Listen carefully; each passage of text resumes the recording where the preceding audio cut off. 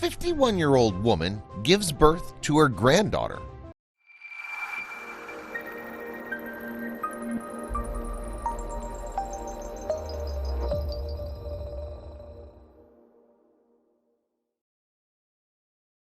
A 51-year-old woman who served as the gestational carrier for her daughter and son-in-law gave birth to her granddaughter.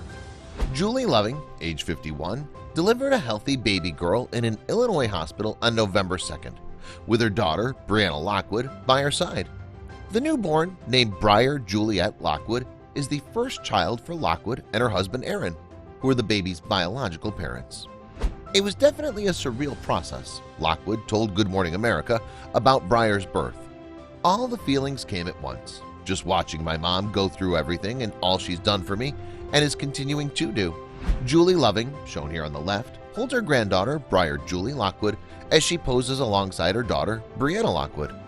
Loving gave birth to Briar after being induced about 10 days before her due date. She had to undergo an emergency C-section due to difficulties with the umbilical cord, according to Lockwood. The delivery marked the first C-section for Loving, a mom of two, whom Lockwood described as having a normal pregnancy. She definitely rocked the pregnancy, and birth rocked her a little bit, but she did a great job, said Lockwood. It was a super emotional day, with lots of tears and lots of happy times, and some scary times, but our doctors and team were great. Breanna Lockwood, shown on the far right, holds her mom's hand during the delivery of Lockwood's daughter.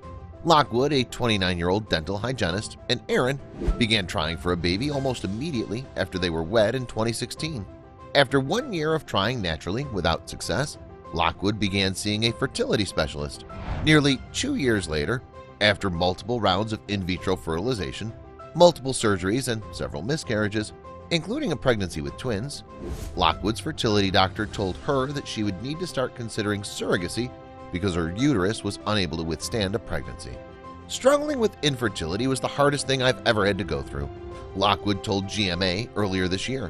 When you have a plan for your life and then something like infertility gets in the way, I feel like I couldn't see what I pictured anymore, that it could be taken away from me.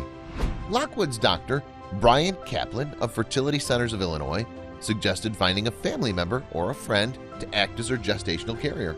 Going through an agency can cost more than $100,000, according to Kaplan. Lockwood never thought her surrogate would be her 51-year-old mom, even though Loving was on board from the start and was the one who suggested the idea to her daughter.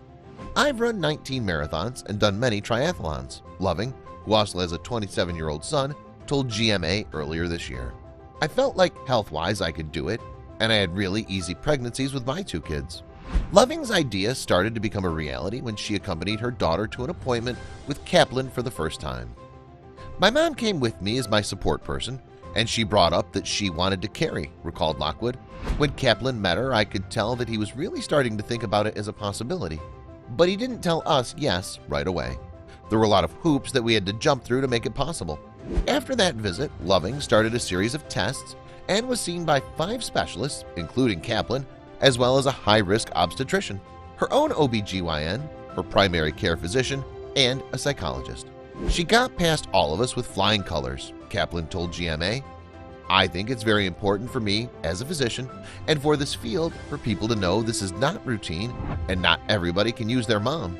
It has to be a unique situation. Because of Lockwood's past pregnancy disappointments, the family did not get their hopes up that Loving would successfully become the gestational carrier.